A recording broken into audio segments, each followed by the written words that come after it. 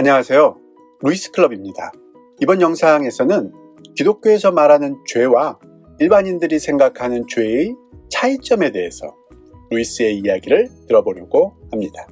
인간은 왜 죄를 짓는가에 대해서 생각하다 보면 기독교인들과 비기독교인들 사이에 인간이 죄를 짓는 원인에 대해서 또 인간이 지은 죄의 경중에 대해서 둘 사이에 커다란 시각차가 있는 것을 발견하게 됩니다.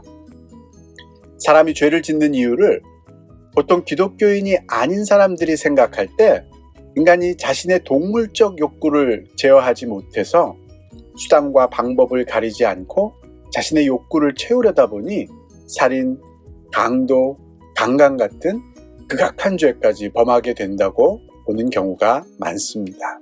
그러나 이런 일반적인 생각과는 다르게 기독교는 이 문제에 관한 한 근본적으로 다른 시각을 가지고 있습니다. 기독교는 인간의 동물적 욕구는 그 자체로는 악한 것이 아니고 하나님이 인간을 창조하실 때 주신 것으로 오히려 선한 것이라고 말합니다. 단지 인간이 자신의 본능적 욕구를 어떻게 채우려 하느냐에 따라서 그 행동에 도덕적 성격이 결정된다고 말할 뿐이죠. 모든 성적인 관계가 간음이 아니고 사람을 죽이는 모든 행위가 살인이 아니듯이요. 말하자면 부부간의 사랑을 통한 성적인 관계는 가장 선하고 아름다운 것들 중 하나이고 자연스럽고 정당하게 자기 생명을 지키려는 욕구는 정당방위를 용기 있는 도덕적 행동으로 만든다는 거죠. 언뜻 복잡하게만 들리는 이러한 기독교인들과 일반인들 사이에 죄를 바라보는 관점에 대한 중대한 차이점을 루이스는 순전한 기독교의 가장 큰 죄라는 장에서 깊이 있게 다루고 있습니다. 루이스는 우선 기독교가 가지고 있는 조금 복잡해 보이는 죄에 대한 관점을 설명하기 위해 인간의 욕망이 채워지는 과정이 어떻게 악으로 변해가는지 먼저 그 과정을 분석해주고 있습니다. 루이스의 설명 역시 인간의 동물적 욕망은 선한 방법으로도 채워질 수도 있고 악한 방법으로도 채워질 수도 있기에 도덕적으로는 중립적일 수밖에 없다고 말합니다.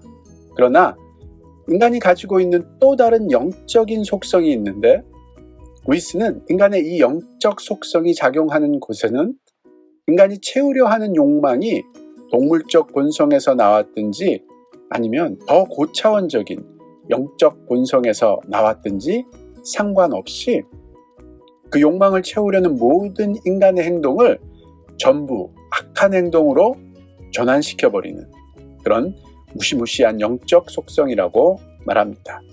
이 속성이 바로 기독교에서 교만이라고 불리어지는 속성이라는 거죠. 루이스는 교만이 가진 이러한 특성은 교만을 보여주는 그 사람의 가장 근본적인 삶의 태도에서 기인하기에 교만을 그 자체로 가장 큰 죄라고도 강조합니다. 교만이라는 인간의 가장 깊숙한 곳에 도사리고 있는 이 영적 속성은 도대체 어떻게 인간의 모든 행동을 악으로 전환시켜버리는 걸까요? 매우 복잡하고 난해한 설명이 필요할 것 같지만 루이스에 따르면 교만이 인간의 행동을 악으로 전환시키는 방법은 의외로 간단합니다. 인간으로 하여금 다른 존재들을 자신과 존재의 가치 정도를 비교하고 다투는 경쟁 관계로 보게 만드는 것이죠. 이것이 바로 교만한 사람이 가지고 있는 가장 근본적인 삶의 태도인 거고요.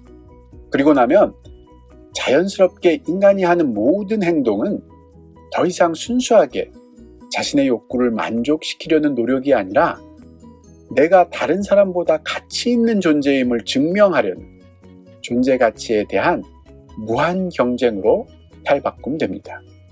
이런 변화는 도덕적으로 치명적인 것입니다. 한 남자가 한 여자를 사랑해서 구해야 하는 행동도 더 이상 인간 사이의 가장 기본적인 본능적 욕구에 따른 자연스러운 인간의 행동조차 되지 못하게 만듭니다. 왜냐하면 내가 다른 사람들보다 더 나은 존재여서 이 여자를 차지하게 되었음을 증명하려는 존재 가치를 경쟁하는 행위로 그 행동의 성격이 바뀌게 되기 때문입니다. 교만이 가져다주는 폐해는 여기서 그치지 않습니다. 교만이 가져다주는 더 큰 무서움은 인간의 동물적 욕구를 채우려는 행동만을 악으로 변환시키는 것이 아니라 인간의 영적인 본성으로부터 흘러나온 행동도 전부 악으로 전환시키는 무서운 힘을 가지고 있기 때문입니다. 아니, 오히려 쉽게 방탕한 죄가 되기 쉬운 육체적 본성에서 나온 행동도 교만만 배제되면 선한 결과를 만들어낼 가능성이 남아있지만 고상하고 선한 행동을 추구하려 했던 영적인 본성에서 나온 행동도 교만만 개입되면 바로 전부 완전한 악으로 전환되기 때문입니다. 예를 들자면 술 취함의 방탕한 행동 속에서도 교만이 없다면 진한 우정이 싹틀 가능성이 존재하며 성적 방탕함으로 보이는 행동도 교만만 개입되지 않는다면 아름다운 로맨스가 싹틀 가능성이 여전히 남아있지만 교만이 개입되는 순간 그 모든 가능성은 완전히 차단되고 오직 악한 행동만이 남게 된다고 루이스는 강조합니다. 말하자면 재물을 향한 노력도 권력을 향한 의지도 그와 같은 행동이 선한 것이 될 가능성을 완전히 차단시키고 모든 행동을 단지 자신이 가장 능력 있고 가치 있는 존재임을 증명해내려는 자기 과시의 수단으로 바꾸어 버리는 것, 그것이 바로 교만이 하는 일입니다. 이것이 더 이상 돈이 필요 없는 엄청난 부자들끼리도 끊임없이 경쟁하게 만드는 이유이고, 권력자들 역시 절대로 권력을 나누지 않기 위해 자신의 경쟁자들을 수단과 방법을 가리지 않고 제거하려는 이유라고 말할 수 있을 것입니다. 동물적 욕망이 아니라 바로 교만이라는 죄가 인간을 악으로 몰고 가는 핵심 속성이라는 뜻입니다. 되돌아보면 모든 것이 완전했던 천사도 하나님과의 경쟁심인 교만 때문에 악마로 타락했고, 모든 것이 완벽했던 최초의 인간도 하나님과의 경쟁심이 자극되어 지금의 모습으로 타락했다고 기독교는 말합니다. 교만이 바로 천사도 타락시키고 인간도 타락시킨 모든 악의 근원이라는 말입니다. 사실 교만이 보여주는 이런 무시무시한 힘은 단지 성경에 나오는 이야기 속에서만 찾을 수 있는 것은 아닙니다. 교만의 힘은 우리의 평범한 일상생활의 중심부에서도 언제든지 발견할 수 있는 강력하면서도 매우 교활해서 스스로도 속기 쉬운 죄입니다. 교만이 교활한 죄인 이유는 교만은 인간의 동물적 욕망을 제어해서 마치 악행을 피하는 선을 위한 도구처럼 자신을 위장할 수 있기 때문입니다.